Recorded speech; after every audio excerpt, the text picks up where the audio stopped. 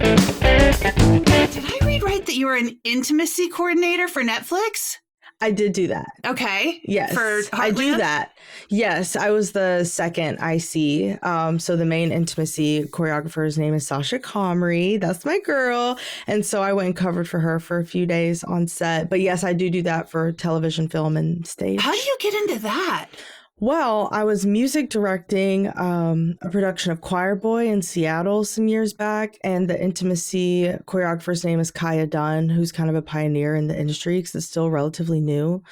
And yeah, and that was the second time I had worked with her on that show and watching her develop the show. And I was like, oh, that's such an interesting form of art that's, like I said, new. Like, it's something I hadn't touched yet. I've been an actor, I'm a singer, I dance, like I've done all the things, but I was like, oh my gosh, I'm so intrigued by that.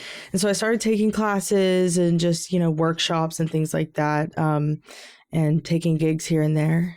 So that's essentially like telling people if they're in a scene making out or having sex or whatever the thing is, that like you turn your head to the left here and you turn your head to the right here. And yeah, it can be that nuance. Some actors are more experienced, and so you're just kind of setting guidelines, but the main priority is to hold everyone's boundaries and make sure that they're respected, especially with TV and film, because they have a writer.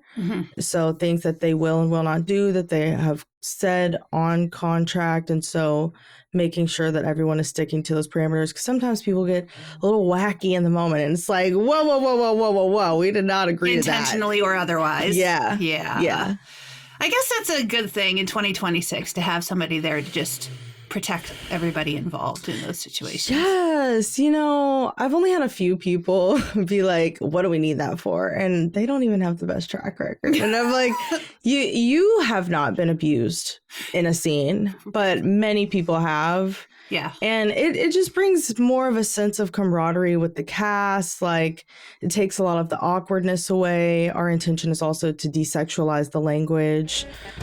So, yeah.